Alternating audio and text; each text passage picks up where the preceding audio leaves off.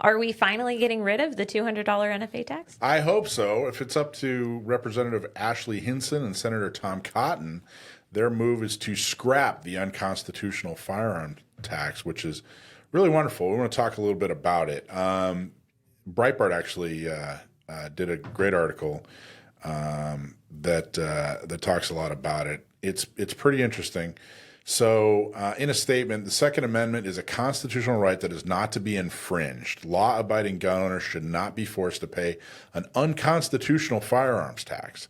This bill will remove unnecessary financial barriers on lawful gun owners from the antiquated 1934 National Firearms Act and protect the Second Amendment rights of all Americans.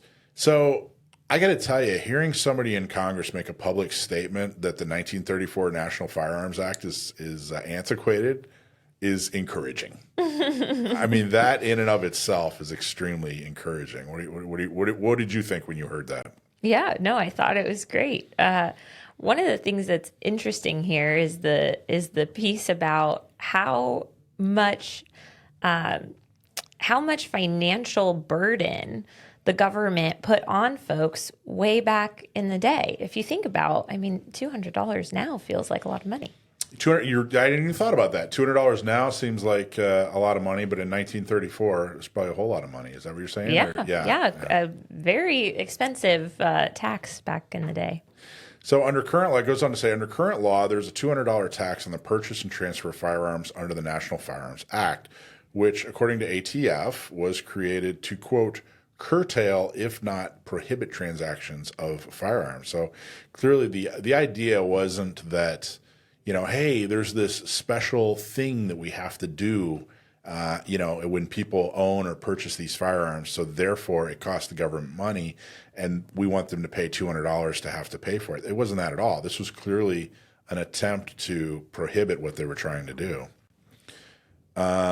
Hinson's office said that this tax creates an undue financial burden on law-abiding Americans to purchase firearms, especially for those with more working-class backgrounds. I think this is absolutely wonderful. And if you're wondering, if you're not familiar, like, well, what are you talking about? What $200 tax? I've purchased a firearm before and there was no $200 tax. What exactly are we talking about here? Well, let me read a quote. This is from Lawrence Keene. He's with the National Shooting Sports Foundation. He says the tax stamp requirement for firearms and suppressors listed as controlled items under the National Firearms Act was intended to suppress Americans' desire to fully exercise their Second Amendment rights. Now, this would include things like short-barreled rifles, short-barreled shotguns, things like that, right? Exactly right. Suppressors and short-barreled rifles, short-barreled shotguns, stuff that's not just regular, because all firearms right now are heavily regulated. Right. But this is like extremely, like the most regulated of the regulated, exactly right, which I think is awesome. I think it's great that they're looking at doing this. I think any other firearm just has the $5 tax from the same thing. I think it's $200 tax for like the controlled items and then a $5 tax for anything else. So we have all paid some form of this tax, just a cheaper version of it. Yes, and I'm hoping that this doesn't, I think this is probably and hopefully a much bigger thing than just getting rid of a $200 tax. My hope is that this is, continues to break down barriers, continues to, give us our Second Amendment rights back.